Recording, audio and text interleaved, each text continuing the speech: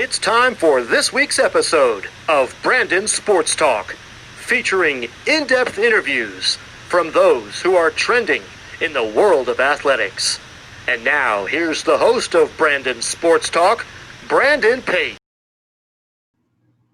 Welcome back to Brandon Sports Talk. In today's episode, I have the privilege to interview the new current head coach of Smithfield Selma,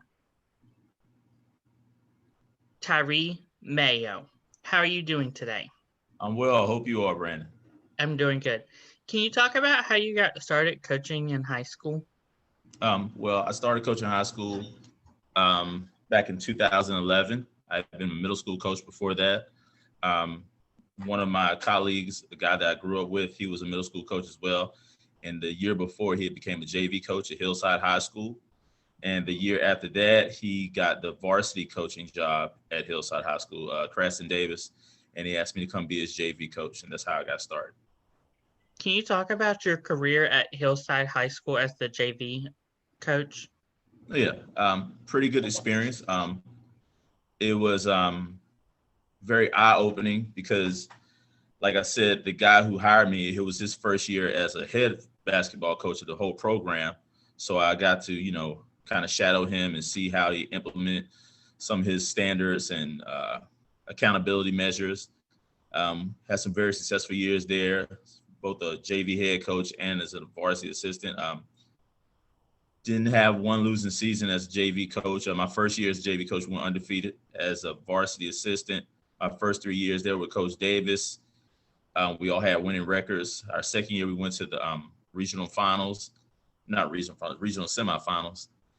And we always played in the conference tournament. The first year we won it. The next 2 years we came in second place. So some very successful years there. Like I said, we got to learn a lot being with him as an assistant. And then like my last 3 years there, my first 3 years, like I said, I was coach Creston Davis. He's now at Marion High School in South Carolina as a girls coach. And then my last 3 years, I was under Coach Thurman Jordan. He's now currently the varsity coach at Roseville High School.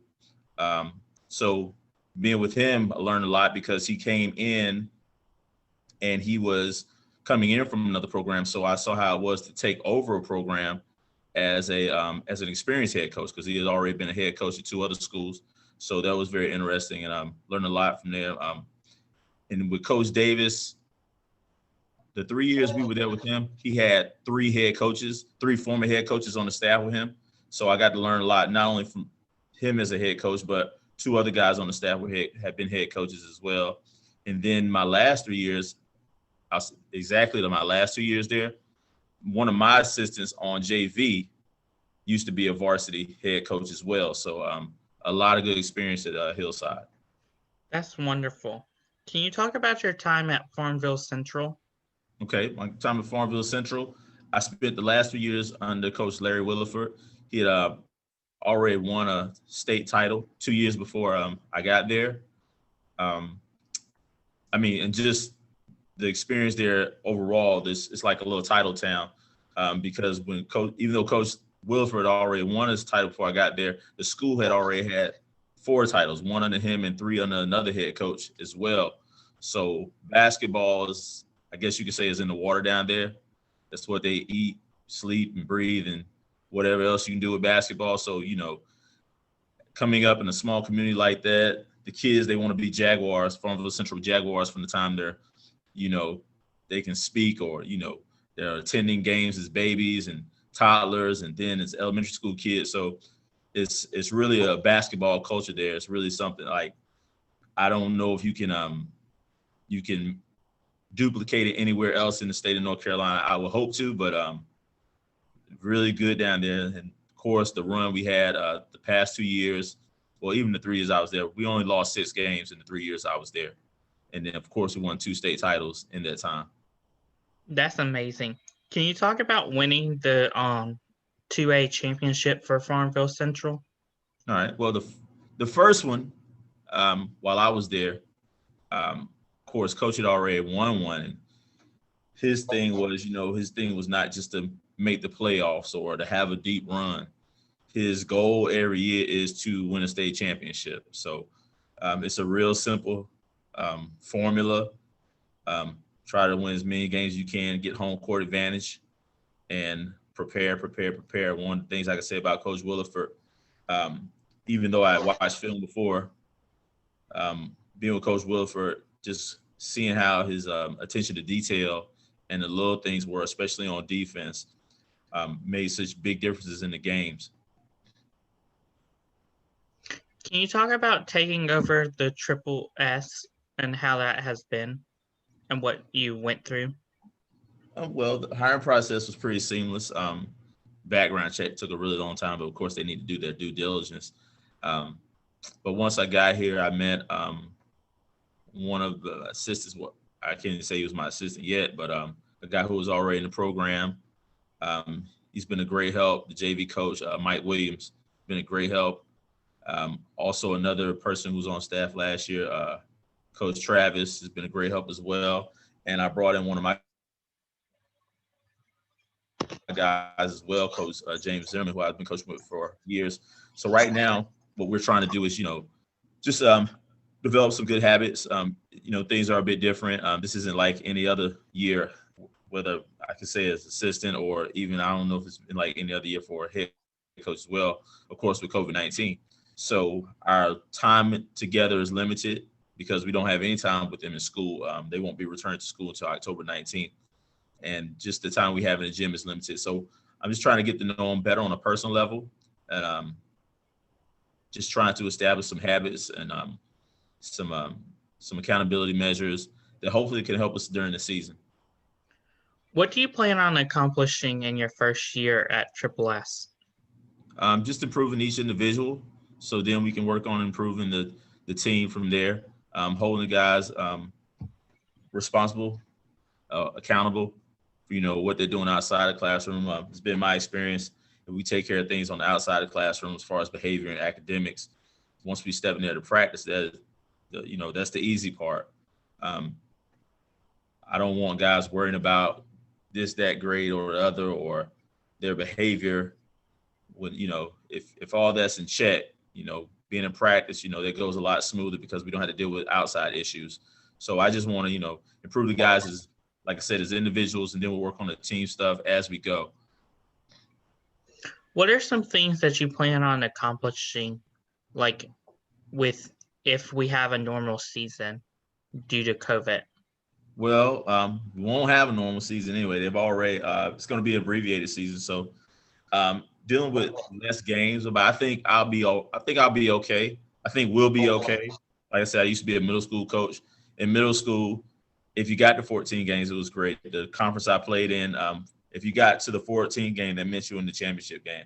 This year we have 14 regular season games. So I'm used to preparing for a short season. It's all about the work you put in. So I'm not really worried about it. It is what it is. There's nothing we can do about it. I just want to make the best of it. I want to make the best of it. I want to make it a good experience for the people involved, not just the students, but their parents. I don't even know if we'll have people in attendance, but especially the student athletes. I just want them to have a good experience especially with a season like this one. Speaking about like parents not knowing if you can have them in the stand, how important is it to have like fans in the stand to like pump up your players?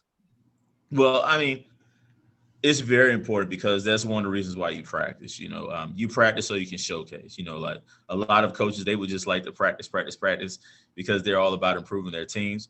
But the games are really for the student athletes and the parents, and the rest of the spectators, the fans, if you will, because that is your time to showcase.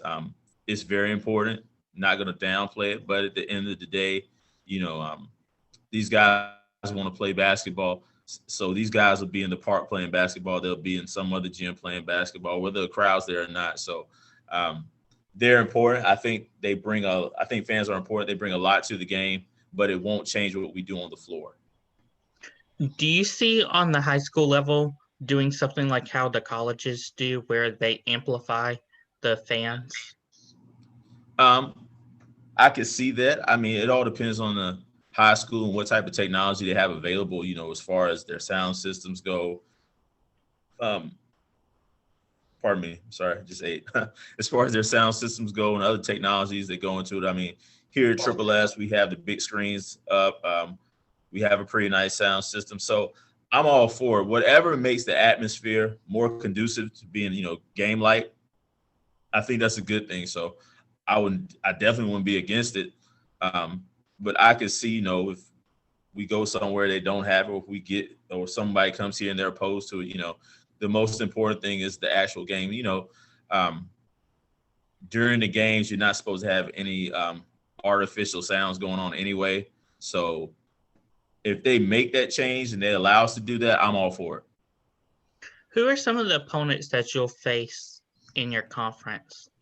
Well, our conference consists of, let's see, Clayton, Cleveland High School. We also have South Johnston, West Johnston, and East Wake. So they're all in our conference. So they're already on the schedule. And we have 4 non-conference games, but we'll just have 2 non-conference opponents. So with our 2 non-conference opponents, we're going to do a home and away. I don't want to say who they are yet. I've been told who they are. We've agreed to who we'll be playing, but it's still not in black and white. It's not on paper. So we'll definitely have those conference games, and then we have the 2 non-conference opponents that'll make up our 12 through 14 games for us. Well, 11 through 14. Can you talk about what you're preparing for whenever it comes to Cleveland and Clayton, who have been really good in basketball over the years? Only thing I can speak to is how competitive I want our team to be. I'm not familiar as I want to be with Cleveland or Clayton. In fact, Cleveland is kind of in the same boat as we are because Cleveland has a new head coach. So all I can go by is, what my assistants who have been here told me, people in the community. You can look at some film on past players for Cleveland, but they'll probably be going through a new experience as well since they have a new head coach. And as far as Clayton goes, they were at the top of the pile last year, the top of the hill, having an undefeated season in conference. I think they were either a number 2 or a number 3 seed for the state tournament. So, of course, they are established and they'll be looking to do their thing again. But like I said, the only thing I can worry about now is just getting our guys prepared and hopefully do our homework, we'll be prepared for them. And when that time comes, and hopefully, it'll be just like any other regular season. Maybe I'll have some film on before we play them or, whatever the case may be. What advice would you give upcoming future head basketball coaches in the high school level? Don't be afraid to listen. Don't be afraid to learn. Same thing I tell my students as a teacher, I'm never too old to learn, never too young to teach. So you have to take advice from everybody. You can learn from everybody. Sometimes it's not learning what to do. Sometimes you can observe people and listen to people and know what not to do. Like I don't think that'll work for my program. I don't think that'll work for our players. But the thing is, just always being open, always being willing to learn. I don't want to I'm not a finished product as a coach. I mean, or I'll tell the players, I go through this every Tuesday and Thursday when we have workouts. I tell if you're a finished product, this is the program for you. The best players in the world work out every summer, so we have to work to get better as well. Where can my listeners find you at on social media, along with Triple S Basketball on social media? Well, I'm on Instagram at Mayo the Coach. I'm on Twitter. I just don't know what my handle is. It might just be plain old Tyree Mayo. I don't go up there much. Like I'll get the notifications, but I think it's just plain old Tyree Mayo on Twitter and at Mayo the Coach on Instagram. Thank you again, Tyree, for your interview and best of luck in this upcoming year at Triple S. I appreciate you, Brandon. You have a good one. Best of luck to you as well. Thank you. You can find Brandon Sports Talk on Facebook at Brandon Sports Talk, Instagram at Brandon Sports Talk, Twitter at Talk_Brandon, and you can find me on YouTube at Brandon Sports Talk. Don't forget to like, comment, and subscribe.